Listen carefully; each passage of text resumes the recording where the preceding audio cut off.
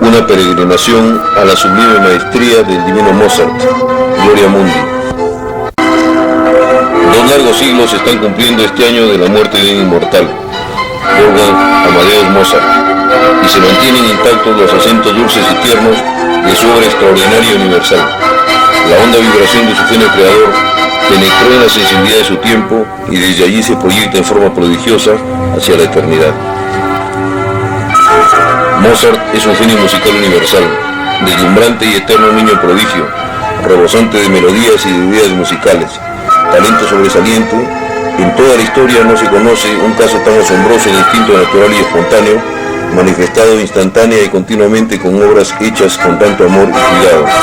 Desde la más temprana niñez y que culminó después de una corta vida de 35 años, como una estela luminosa de un cometa. Salzburgo no solo es hermosa arquitectura, sino música que suena día y noche. Fiestas religiosas, bailes y conciertos vespertinos, y a la noche ópera, música de iglesia, de salón y de mesa. Órganos mecánicos suenan en la calle y coplas y canciones por todas partes. Carrillones en las torres desgranan melodías aéreas cada vez que cantan sus relojes. Las puertas suenan juegos de campanillas y las rejas de algunos balcones dejan oír al tocarlas las 7 notas de la escala. Salzburgo es un inmenso xilofón. Para llegar a la casa de los Mozart, de la ventana entreabierta del tercer piso, descienden las leves notas de un clave tocado por mano infantil y una voz que marca la medida. Atravesamos la cancela del portal, subimos con calma los peldaños de piedra. Desde el tercer llano contemplamos la iglesia, el niño hace la instrucción musical. Después de las escalas, los acordes, las inversiones de los acordes, los trinos y las octavas, modulaciones y transportes de tonos y claves, do, mi, re, fa, no son para cualquiera sino 2 sonidos. Para el pequeño Wolfgang parecían contener todos los sonidos, tonos y timbres, es decir, toda la música en potencia, y en efecto, de estas terceras brotará su música con todo el encanto mágico que tuvo para él desde la niñez. Leopoldo Mozart estaba casado con Ana María Perl, de la cual tuvo 7 hijos, todos ellos fallecidos siempre antes del año, menos 2, María Ana, nacida en 1751, y Wolfgang Amadeus, el 27 de enero de 1756. Estas muertes a temprana edad hablan de debilidad y fragilidad esencial. Así suelen ser las familias de los precoces, que por casualidad se logran llevando en sí todas las facultades de los hermanos muertos. Mozart tuvo la suerte que su padre Leopold fuera un músico extraordinariamente culto y de un gran talento pedagógico. Su manual de violín, impreso en el año del nacimiento de Wolfgang, constituyó para muchas generaciones una obra fundamental. El padre fue músico en la corte arzobispal de Salzburgo, en donde llegó a ocupar el cargo de segundo director de orquesta. La chispa que le falta se enciende en su hijo espontánea y milagrosamente en forma fulgurante y encantadora. Mozart, un niño prodigio. Su padre en sus cartas habla de él, del milagro que Dios hizo nacer en Salzburgo, y en cuanto a su formación dice: debo corresponder así el favor que el Omnipotente me hizo, de lo contrario sería la más ingrata criatura. Wolfgang comienza a los 3 años la persecución de esa melodía inefable, la melancolía de regresar sin ella después de haberla solo rozado. El trompeta Schattner, fiel amigo de la casa, contaba a Nannerl, la hermana: un día, al subir a tu casa con tu padre, vimos al niño de 4 años escribir muy afanado. Respondió que hacía un concierto para clavicordio. Su padre me enseñó un galimatías de notas escritas sobre grandes borrones. Primero reímos, luego permaneció sobre mucho tiempo mirando el papel, fijándose en lo esencial, en las notas, en la manera de componer. De pronto lloró, lágrimas de admiración y alegría. Está bien compuesto y desarrollado, lo peor es que nadie puede tocarlo, dijo. Pues ahí está el kit, replicó el niño. Esto es un concierto y caramba, un concierto no lo toca cualquiera. El prodigio es admirado primeramente en Salzburgo.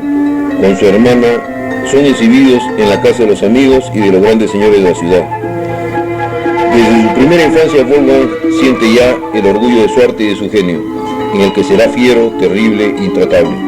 Yo no puedo expresarme más que por los sonidos, porque soy músico, por entero, cuerpo y alma vibrátil de finísimo instrumento.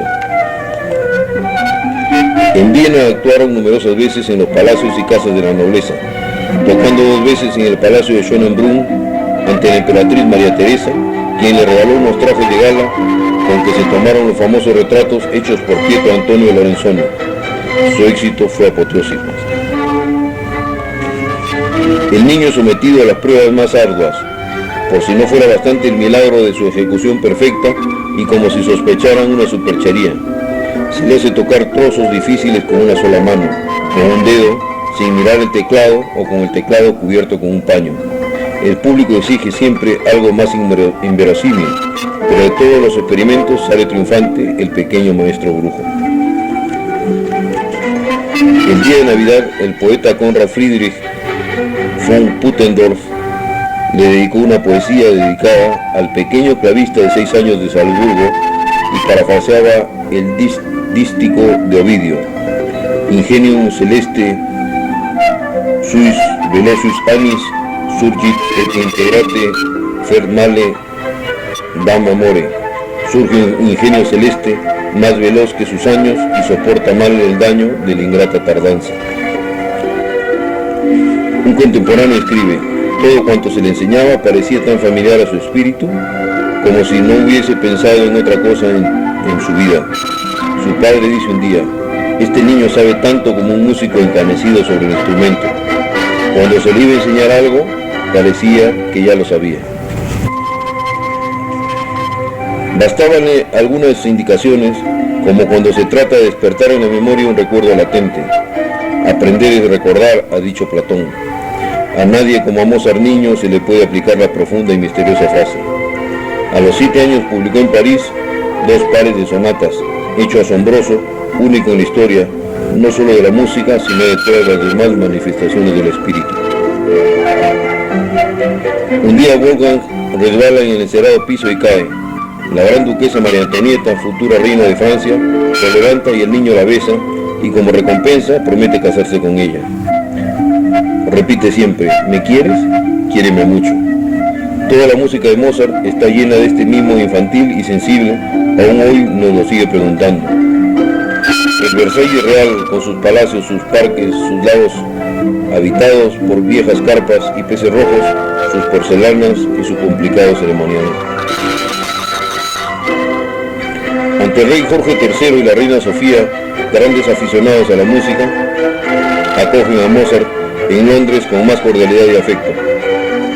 Ejecuta a primera vista las obras más difíciles de Bach y Händel, vence jugando los obstáculos más difíciles y sale triunfador de todas las pruebas, demostrando siempre el gusto que es el buen sentido en el arte. Es el único músico que hace genial el gusto. En Londres publicó en la prensa: a los amantes de las ciencias, el mayor prodigio que en Europa y aún la naturaleza humana puede enorgullecerse es sin duda el niño Wolfgang Amadeus, un niño de 8 años que ha causado con toda justicia admiración no solo de los hombres más eminentes, sino también de los más grandes músicos de Europa. Es difícil decir qué cosa es más admirable, si su ejecución en el clavicémbalo y su lectura a primera vista, o su propia inventiva, fantasía y composiciones para todos los instrumentos. El mayor provecho de su viaje es su amistad con Juan Christian Bach, el galante o el inglés. Después de residir en Milano, vive ahora entre las nieblas de Londres, preso para siempre del encanto italiano, estilo al que lo introduce dándole agradablemente disuelto en el germánico. Christian alecciona al niño, le sube a sus rodillas ante el clavicordio y Wolfgang improvisa alternando con él, coge al vuelo su pensamiento y lo sigue y modifica su placer.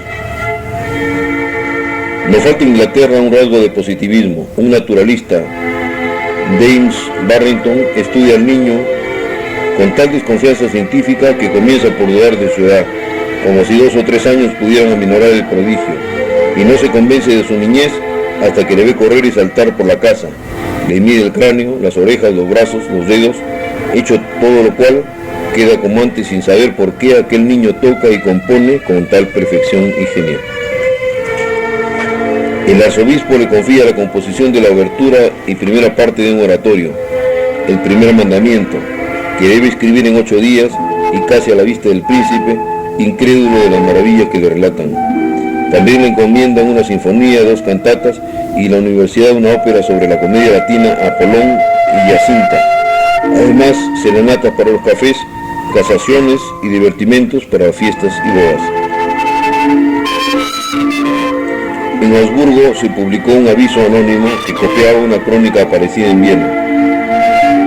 Una niña de 11 años que toca en el clavicémbalo con el piano, las sonatas y conciertos más difíciles de los más grandes maestros, de la manera más limpia y con una facilidad increíble. Pero ella no es nada ante la sorpresa que causa ver a un niño de 6 años sentado al piano tocando sonatas, tríos y conciertos, y lo que es más asombroso, oírlo improvisar inventando obras de una perfecta construcción y del mejor gusto. El emperador encarga una ópera a Mozart, la Finta Semplice, cuya partitura de 558 páginas compuso rápidamente. Vuelve a afirmarse que el autor es el padre. Dícese además que las palabras chocan con la música porque Wolfgang ignora el italiano.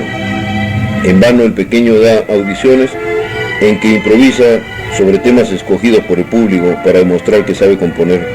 Pero la ópera no se estrena, José II es económico y cede a la envidia y a la intriga. Al final de su estancia en Viena, una satisfacción tiene Wolfgang al empuñar la batuta para dirigir su primera misa ante la corte en la inauguración de la iglesia de un orfanato el 7 de diciembre de 1768 en la Handstrasse. Mozart no ha cumplido todavía los 13 años. Cada músico lleva dentro una sola armonía, su armonía propia y primordial, que Dios puso en su alma, una armonía única a modo de arquetipo o matiz, produciendo aproximaciones, ecos, remedios y trasuntos, es lo que hace que todas sus melodías se parezcan entre sí. El viaje a Italia es el sueño de todos los artistas. Al acercarse a la claridad latina, acercarse a tierra sagrada, la tierra en donde brota todo lo magnífico. Por eso Italia se corona a sí misma con bosques de laureles. Si las figuras de Rafael lo cantasen, cantarían melodías de Mozart. Mi corazón está lleno de alegría, escribe a su madre. Parten para Roma para escuchar los oficios de Semana Santa. En la Capilla Sixtina escucha el famoso Miserere de Allegri. La música del Vaticano es música vedada, música en clausura. Está prohibido, bajo severas penas, dar o tomar copias de ella, pero Wolfgang en un rincón graba la obra entera de memoria que después transcribe nota por nota en su casa. El Viernes Santo comprueba la copia que lleva en el sombrero. Al día siguiente, ante una sociedad distinguida, canta el Miserere acompañándose del clavicordio. El hecho asombra a Roma y el Papa Clemente XIV quiere conocer al niño, al que en lugar de castigarlo por violar sus órdenes, acaba admirado por concederle la dignidad de caballero de la Orden de la Espuela de Oro. Es en Bolonia, al cabo de las enseñanzas del padre Martini, cuando recibe el título de miembro de la Academia Filarmónica después de una difícil prueba. Encerrado en una habitación, encuentra un tema de fuga para desarrollar a 4 voces. A la media hora está construida la complicada arquitectura musical en que las voces entran una tras otra por distintas alturas del pentagrama, juegan a perseguirse, se alcanzan, así se mezclan y embrollan y vuelven a soltarse, libres otra vez, exentas de heridas y lesiones en su armónica colisión. El nuevo arzobispo de Salzburgo, Jerónimo Colloredo, hombre orgulloso y pálido que solo por la cólera enrojece hasta la congestión, quien escoge al adolescente entre toda la corte como blanco ideal para ejercitar sus despreciables dotes. Es un resentido, es un violinista lleno de fatuidad, torpe y desafinado. Para la fiesta de su entronación, Mozart compone una acción teatral, El sueño de Scipione. Impone el príncipe en la corte su gusto personal, música ligera, galante, al estilo francés. música de salón suave y tierna. Mozart debe a José Haydn modelos de composición, estructura de sonatas y sinfonías, pero debe a su hermano Miguel, maestro de conciertos de la corte, gran músico pero bebedor, también víctima del terrible arzobispo, algo mejor, ternura y poesía, pues sueña sobre las teclas del órgano de la catedral y sobre el papel pautado. Mozart escucha las misas, los cuartetos y las sinfonías de Miguel. Mozart, que pertenece a una cofradía mariana, antes de partir se consagra solemnemente a la Virgen en la fiesta de la Natividad de María, con un canto de su inspiración más pura. La música del ofertorio de la Virgen es suya, pero también ha querido que lo sean las palabras, cosas propias, súplicas personales, que decir a su protectora, Sancta María Mater Dei, ego omnia tibi debeo. Mientras el órgano despliega sus grandes terciopelos sonoros, las cuatro voces apenas apoyadas en los violines suben hacia ti en efusiones ardientes para luego descender y recogerse en un acto de humildad conforme. En cuanto se sentaba al piano era todo un maestro. Con la orquesta más completa se daba cuenta de la menor disonancia. Decía inmediatamente con qué instrumento se había producido el fallo, e incluso indicaba la nota que debía haber sonado. El menor ruido le irritaba, él era todo música, cuando ella concluía, volvía a ser el niño. Se afana en la persecución de algo que por ser lo más opuesto a su superabundancia genial se le parece como un ideal, la unidad de la obra artística. Cuando se sienta a componer un tropel de ideas musicales distintas, cada una más seductora que la otra, le asaltan. Trabajo le cuesta renunciar a todas. También él es una multitud de Mozart. Hay en él un Mozart inconstante y un Mozart fiel, un Mozart malicioso y un Mozart serio, un Mozart alegre y un melancólico, un Mozart razonable y burgués y otro fantástico y bohemio, un Mozart humilde y otro orgulloso. Todas las pasiones le solicitan. A lo largo de sus obras, la característica de la música de Mozart son los matices más tenues y sutiles de las emociones, los momentos en que éstas cambian de tonalidad y oriente, la alegría en que ya se insinúa la pena, el instante en que las lágrimas son irisadas por la luz de una sonrisa, el punto crítico y delicioso del recuerdo cuando a la tristeza por lo desaparecido se mezcla el goce de revivirlo en un instante. La música de Mozart recoge en el sonido esas finas irisaciones como en un nácar. A nosotros la música de Mozart nos dice, como dicen los chinos, haced pequeño vuestro corazón, gozad la belleza de las menudas cosas y de las gracias discretas, escoge la felicidad más ligera. Por esto nos es difícil escuchar la música de Mozart si estamos llenos de anhelos insaciables. ¿Acaso sea el tema de toda su música, dichosa y sin embargo compuesta siempre en amargas circunstancias, como escribe el propio Mozart? La felicidad consiste únicamente en imaginar que se es feliz, atento solo a la música interior que él era. Mi querida primita, la señora Basle, es su único consuelo en Augsburgo. Es bonita, juiciosa, cariñosa, mañosa y alegre, a ratos un poco mala. Los dos nos burlamos de la gente, que es un contento. Ayer, para agradarme, se vistió a la francesa, y esto la hace un 5% más bonita. Pero este amorío, como otros en su vida, no es más que veraneo de fuego. Si hubiera de casarme con todas las que he bromeado, ya tendría como unas 200 mujeres.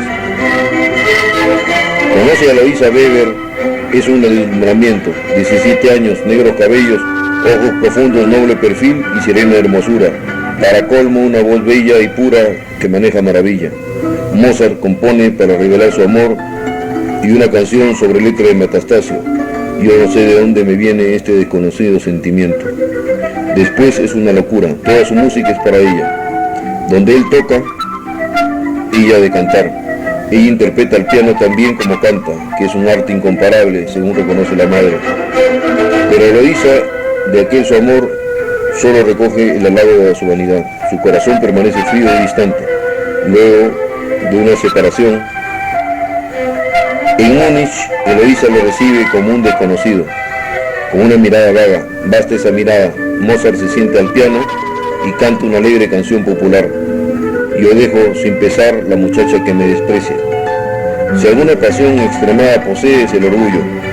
Ama a quien le ama, pero desdeña a quien le desdeña, disfrazándolo de ligereza y frivolidad. En la soledad y el silencio de la noche escribe: hoy no puedo hacer otra cosa que llorar. Verdaderamente tengo un corazón demasiado sensible. Llama a su frívola prima de Augsburgo y la lleva a Salzburgo. Menos bella, menos esplendorosa que Eloísa, Mozart nos describe así a Constanza Weber. No es fea, aunque está lejos de ser bonita. Toda su belleza consiste en dos ojillos negros y una esbelta figura. No es ingeniosa, no siente inclinación al lujo, por el contrario viste con sencillez. Ella misma se riza el pelo. Sabe llevar una casa y tiene el mejor corazón del mundo. Entre las hermanas es la enfermera.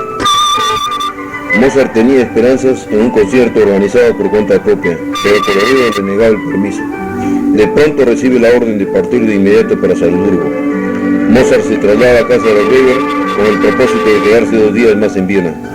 El príncipe le interpela ásperamente, le insulta, las palabras salían de su boca como una lluvia de chispas.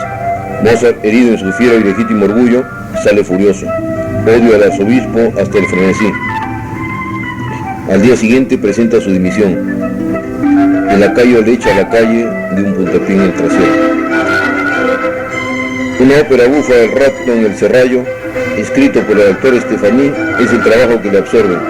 Al fin tiene Mozart un libreto a su medida, que presta ocasión para expresar toda la gama de sus sentimientos, sobre todo de sus sentimientos polifónicos mezclados, la alegría, tristeza, el tormento, consuelo, la cólera, risa, de oriente cambiante como las perlas.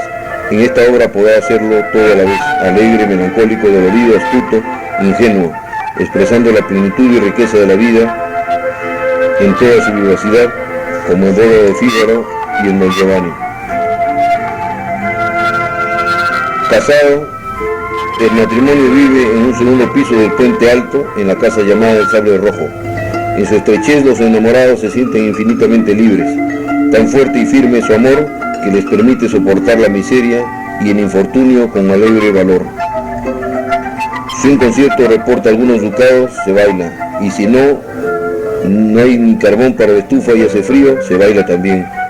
Y a veces se baila porque sí. Mozart trabaja sin descanso, otra vez en la faena, lecciones, conciertos. Al mismo tiempo trabaja en una serie de sus 6 cuartetos, fruto de un largo y laborioso trabajo, como diría al dedicárselos a José Haydn. Había terminado ya el permiso cuando su esposa siente los dolores del parto. La acompaña y a ratos vuelve enseguida a su música. Es el paso constante de lo real a lo ideal y de lo ideal a lo real. El tránsito entre 2 esferas distintas. En su cuarto Mozart es el serafín, en el de Constanza el hombre. Por este contraste, Mozart nunca ha sido tan espiritual, tan aéreo, tan celeste como en el cuarteto del rey. Toquemos al piano el canto del primer violín y el trío del minueto. Pensemos después que ha sido escrito entre gritos de dolor, apuros de esposo y esperanzas de padre. Solo así puede darse una idea cabal del alma de Mozart. Nada en su vida en aquel momento roza o altera el vuelo de esta melodía, que no se sabe qué recuerdos suavizados de otros momentos o acaso de otros orbes trae. Esta melodía que asciende apoyándose levemente en la punta del pie para elevarse cada vez más, y solo cuando ya está arriba juega, gira y planea, no es más que un soplo o un suspiro. El mínimo de materia con el máximo de estremecimiento, acaso el secreto de la música.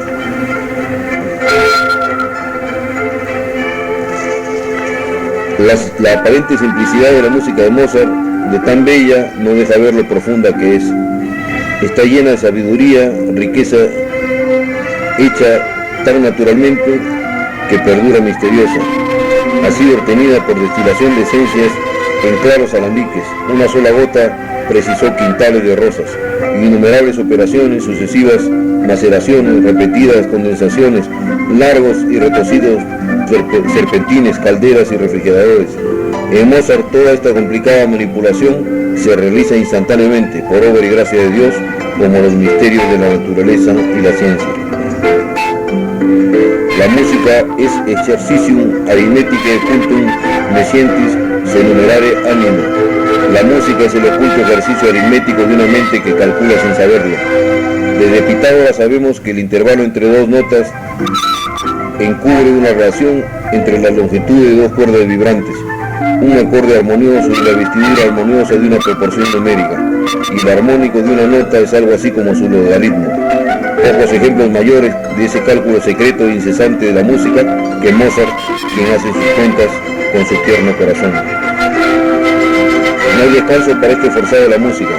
Ha de tocar todo el día y componer con tal prisa que una noche en una hora escribe una sonata para piano y violín, mejor dicho, consigna en el papel solamente una parte de un instrumento y conserva en la memoria la parte que él mismo ha de ejecutar.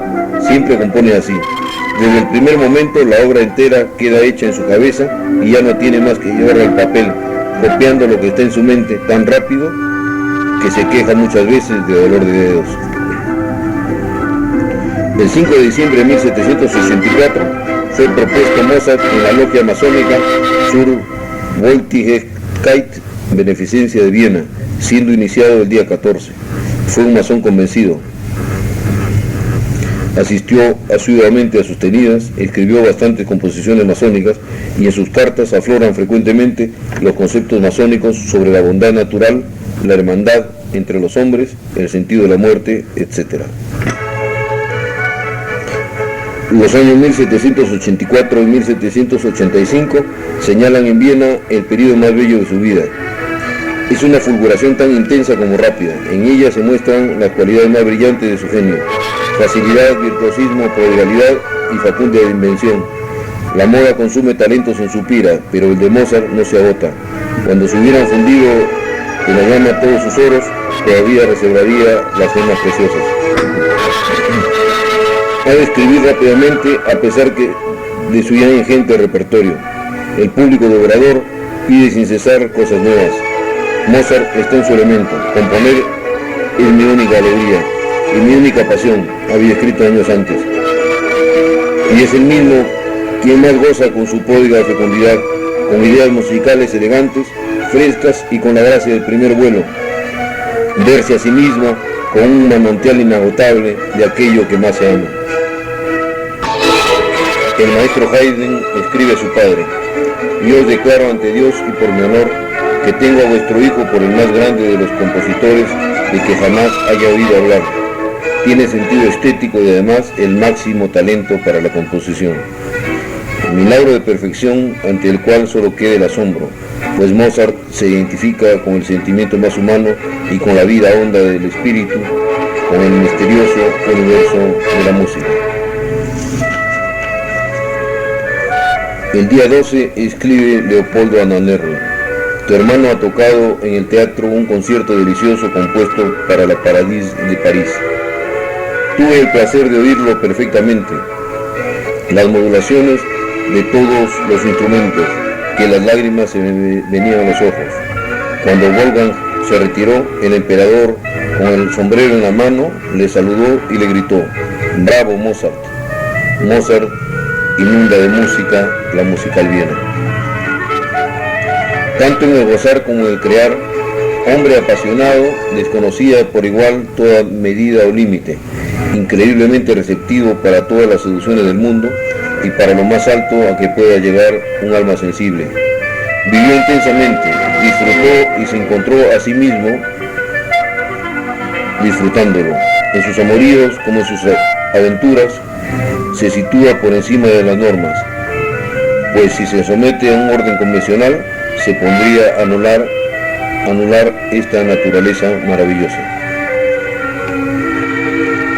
El único fin del arte de Mozart es traducir los matices más sutiles de las pasiones. Así puede comprenderse qué tejido de psicología musical ha compuesto Mozart para la boda de Fígaro.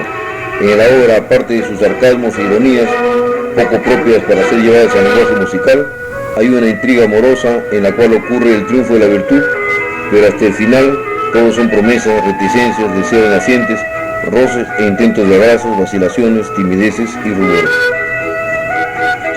Cada ensayo de las bodas de Fígaro es como un estreno de éxito atronador, en que la compañía, la orquesta y los invitados diseminados como vagos fantasmas en la penumbre de la sala y de los palcos, interrumpen con grandes ovaciones. Uno de los intérpretes cuenta, cuando Fígaro entonó con voz de stentor Querubino a la victoria, a la gloria, gloria militar, fue un entusiasmo indescriptible, una verdadera conmoción eléctrica. De pronto toda la orquesta se pone de pie y toda la sala fue transportada gritando frenéticamente. El 20 de enero, en concierto público, dirige una nueva sinfonía, la Sinfonía en Re. Él mismo al piano. Un espectador refiere: Mozart improvisó después durante más de media hora. Su rostro irradiaba alegría por las muestras de entusiasmo que despertaba su arte. Por 3 veces hubo de repetir la prueba. Ejecutó cosas inauditas. De pronto la multitud, muda de asombro, prorrumpe en un grito: ¡Fígaro, Fígaro! Entonces, tocando el tema de su propio trozo favorito, Non più andrai, tocó una docena de maravillosas variaciones improvisadas que terminaron de nuevo en medio de la ovación más ruidosa. En Praga sus bodas tienen un éxito atronador. En el país de los cigani, de los cantantes nómades, de los tocadores de arpa, de las orquestas ambulantes, sin intrigantes de corte, sin esnovismo, escribe un amigo: voy al baile llamado del Campo Ancho, en donde suelen reunirse el núcleo de belleza de Praga. ¿Cómo le hubiera gustado a usted? Me lo imagino corriendo, no, cojeando detrás de todas las muchachas bonitas. Yo no bailé ni eché requiebros, lo primero por estar cansado y lo último por mi timidez innata. A este público le dedicó su próxima ópera.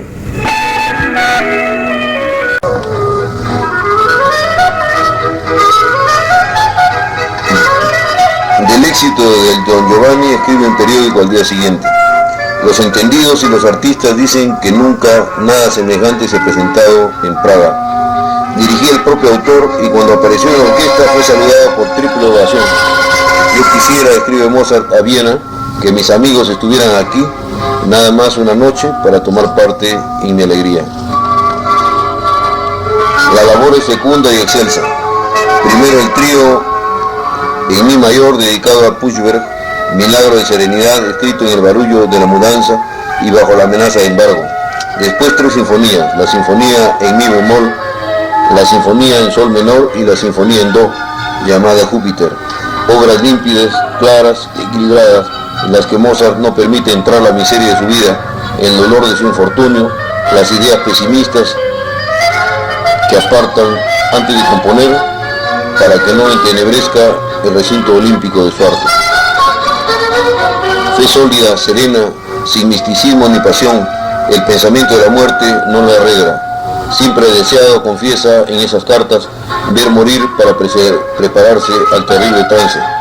Como la muerte es el objeto final de nuestra vida, desde hace tantos años me he familiarizado tanto con esa verdadera amiga, la mejor amiga del hombre, que su imagen no tiene no solamente nada de espantoso para mí, sino que por el contrario, incluso me tranquiliza y consuela. Nunca me acuesto sin pensar en que, a pesar de mi juventud, acaso ya no exista al día siguiente, y sin embargo, ninguno de mis conocidos podrá decir que en mi trato muestre mal humor o tristeza. Doy gracias a mi Creador por esta felicidad y de todo corazón se la deseo a los demás hombres. Palabras que revelan, bajo la apariencia ligera y voluble de Mozart, un fondo de graves y maduros pensamientos. Por haber alcanzado algo más que la resignación, la previa conformidad absoluta y total, no obsesionan ni ensombrecen su vida. Al contrario, son la base firme sobre la cual puede levantarse la clara y serena alegría de su alma y de su música en medio del infortunio de su existencia. Siendo en lo demás ligero, móvil y cambiante, así se explica la música de Mozart, que es como un orbe mantenido aparte de la vida, donde ningún pesar penetra. La música, su amor y su oficio, buscando la perfección en su obra, como aquellos artesanos medievales. Trabaja en una fantasía que le encarga un relojero de Viena para un organillo de su invención, un juguete de sones débiles y aniñados, para que pueda obtener algunos ducados que puedan danzar en las manos de mi querida mujercita. Esta obra, transcrita después para piano a 4 manos, es una creación encantadora, que se eleva al reino de los sonidos puros y de las puras formas y relaciones musicales, y parece anunciar con su fragilidad cristalina que aquella voz está próxima a quebrarse para siempre. El quinteto de cuerda en mi bemol es el último y es también, como su sinfonía postrera, la cima. Se le ha llamado el quinteto de los pájaros y podría llamarse también la apoteosis del trino clásico, porque con sus constantes trinos lleva a pensar que Mozart ha dado suelta en él a todos los pájaros que había en su alma. Si no fuese por el acento de ternura que empapa todas las melodías y al cual Mozart no renuncia nunca, diríamos que es la música pura. Más allá ni siquiera puede haber música, porque llega a las últimas posibilidades de este arte, roza sus imposibilidades ya en las fronteras del silencio.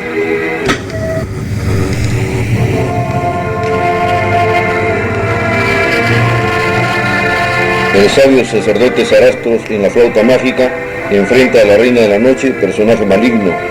Camino debe merecer a su hija cautiva.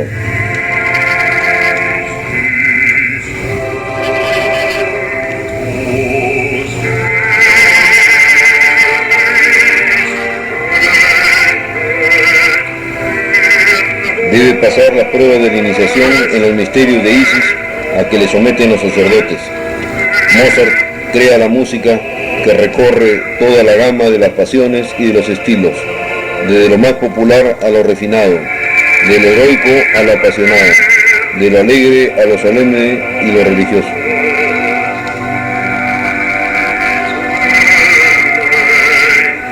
La flauta mágica, en su argumento, atrajo a Mozart menos por la atmósfera mágica que por su fondo místico. Este misticismo le indujo a acordes maravillosos de una solemnidad sagrada que iluminan, culminando a través del símbolo francmasón en la fantasía coral de la prueba del fuego y del agua. Se resaltan las ideas del amor y de la libertad, conceptos trascendentes que brillan sin sombras tras el combate librado entre las fuerzas del bien y las fuerzas del mal. Solamente lo que no logró expresar en la flauta mágica, cuando el espíritu de Mozart se abrió hacia el destino del hombre, lo confesó en el Requiem, obra que es un caso aislado dentro de toda su numerosa producción religiosa. Esta obra la escribió exclusivamente para sí mismo, como dijo poco antes de morir su discípulo Sussmayer, al cual se debe la terminación de la partitura mozartiana, como si hubiera sido un aviso de muerte próxima, como un pacto ineludible con ultratumba. Mi cabeza se pierde, mis fuerzas se extinguen, y no puedo apartar de mi vista la imagen del escuálido desconocido que lo encargó. Yo le veo de continuo ante mí, se acerca, me pide, me suplica, me reclama impacientemente mi trabajo. Yo prosigo porque la composición me fatiga menos que el descanso. Además, ya no tengo por qué temer nada. Siento algo que me confirma que suena en mi última hora. Estoy a merced de la muerte. Ha llegado el fin antes de haber dado plena libertad a mi talento. Y sin embargo, la vida era tan hermosa, mi carrera se abría bajo tan felices auspicios. Mas nada puede hacer el hombre para cambiar su destino. Nadie puede cortar sus días. Y es preciso resignarse y someterse a la voluntad de la providencia. Trabajo sin cesar en el Requiem, es mi canto de muerte. Obra grave y sombría, el colorido orquestal es oscuro, predominando el timbre mortecino de los cornini de Gaceta. Atraviesa la obra un infinito sentimiento de tristeza, de agotamiento e incluso de desesperación. Oración fúnebre, petición de clemencia a la misericordia de Dios, canto de serena esperanza en la vida futura. A las 2 de la tarde del 4 de diciembre pide la partitura del Requiem, la abre por el último trozo de Lacrimosa, en que se llega a la angustiosa y casi jadeante frase final, donde se interrumpe la escritura. Mozart expiró pocos minutos antes de la 1:55 de la madrugada del 5 de diciembre de 1791, en medio de una horrible tempestad, acompañando la muerte de un genio tan dulce y tan suave. Envuelto en el sudario negro de una cofradía de la muerte, se lo colocó en un ataúd junto al piano, otro féretro negro ya cerrado y silencioso. Causa de muerte: ataque cerebral, tifus exantemático, fiebre miliar o una hidropesía pulmonar. ¿Acaso una gripe maligna se añadió a la enfermedad, mal de Bright o tuberculosis que ya lo invadía, o fue un envenenamiento como él sospechaba? Pero la verdadera causa fue el agotamiento de fuerzas producido por un trabajo proseguido sin pausa desde joven, que empezaba muy de mañana y no cesaba hasta medianoche. Más de 750 obras escribió Mozart en sus 36 años de vida y 30 de compositor, de ellas 41 sinfonías completas, 28 conciertos para piano y orquesta, 20 conciertos para otros instrumentos, 9 quintetos, 30 cuartetos, 21 sonatas y fantasías para piano, 45 sonatas y variaciones para piano y violín, 15 misas terminadas y 21 óperas. El 6, luego de unos funerales muy humildes, se llevó al lejano cementerio de San Marcos, acompañado solo de unos cuantos amigos y de su perro, el barón von Swieten, Salieri, Sussmayer, Deiner, Rose y los cuñados Hofer y Lange, hasta la puerta de la ciudad según la costumbre. Se encargó un entierro de tercera clase para no hacer gastar a la viuda. El camino era largo, redoblaba la tempestad de viento, agua y nieve.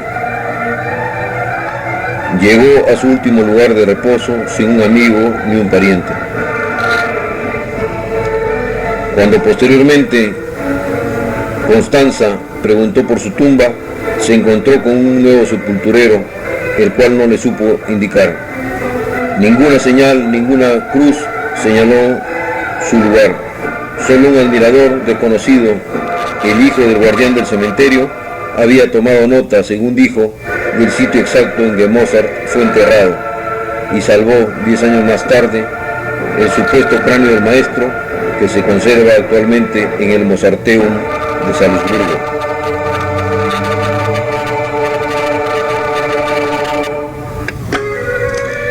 Lo que le debe la historia musical a Mozart es inconmensurable, no solo por su inmensa productividad desplegada a través de los 36 años de esta vida, ni tampoco por la universalidad de su espíritu, que abarcó todas las formas y géneros musicales, ya religiosos o profanos, ya vocales o instrumentales, sino particularmente por la calidad insuperable de su obra gigantesca. Representante insigne de la música instrumental, es aún más importante en su categoría más vasta, como un clásico de la ópera. Gracias a operaciones misteriosas y a los cálculos súbitos de su espíritu, la música de Mozart se presenta llena de encantos. Los acentos de su música, su ritmo, armonía, melodía, tonalidad y timbre nos transportan a raros oasis de tranquilidad y dicha dulcificadora. Es difícil entender al destino que no fue generoso con él, o quizás para conocer la felicidad primero debió conocer la adversidad. Sufrió para compensar su elevación celestial. En todas las salas de concierto del mundo resuenan los acordes de sus sinfonías y de sus conciertos, música de cámara, sus sonatas, su música sagrada que conmueven las bóvedas de sus templos y la intimidad del claustro, y así resonarán siempre, porque Mozart sigue viviendo, está más cerca de nosotros, como podría haberlo estado en vida en las cortes europeas, en Viena o en Praga. Artista genial y tierno, sembró las semillas de su música encantadora, capaz de todas las germinaciones en sonidos y timbres de la más pura belleza, con finuras de colorido y matices instrumentales, con una perfección definitiva e irrebasable. Música que fluye como un manantial cristalino, eternamente joven, hija de un genio que es la misma música, la voz de Dios. Bravo, bravo maestro, viva, viva el gran Mozart.